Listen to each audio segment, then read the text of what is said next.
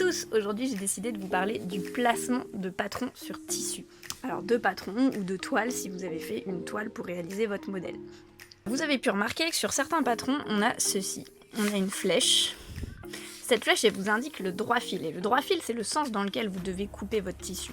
Pourquoi? Parce que dans le droit fil tout simplement on sera dans le sens de la longueur, le sens le plus solide, ce qu'on appelle le sens de chaîne. Et comme on le reconnaît sur un tissu quand on l'achète, eh ben il est dans le même sens que la lisière. La lisière c'est ceci au bord. Voilà, c'est le bord du tissu tout simplement. Le bord du rouleau quand on est en rouleau. Voilà. Donc il faut se mettre parallèle à ceci. Donc quand on va placer notre morceau, on va tout simplement vérifier qu'on est bien tout le temps à la même distance de la lisière. Donc c'est assez simple.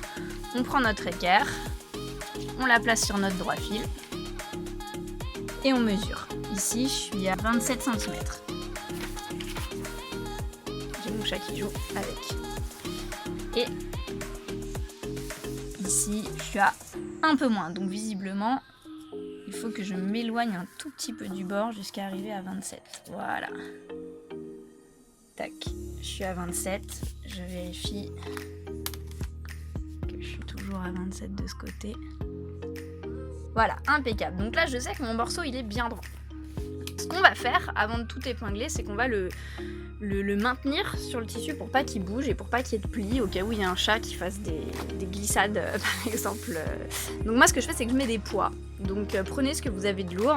Merci de ton soutien mon chat. Prenez ce que vous avez de lourd et posez-le dessus avant d'épingler. Ensuite pour épingler c'est simple. On a une épingle, il y a un côté qui pique et il y a une tête d'épingle. Donc un bon épinglage pour pas déformer le tissu et que ça soit bien dans la coupe. Moi perso je commence par les angles et je vais mettre mon épingle comme ça. Elle doit arriver juste au bord mais surtout pas dépasser sinon on va abîmer nos ciseaux. Donc on rentre et on ressort. Voilà. Il faut que l'aiguille rentre et ressorte pour que ça maintienne bien le papier au tissu. Et on recommence l'opération autant que nécessaire.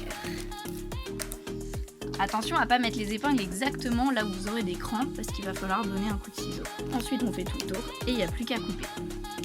N'hésitez pas, avant de couper une à une vos pièces, à plutôt toutes les placer et vérifier que ça rentre. Allez, bonne couture à tous, salut!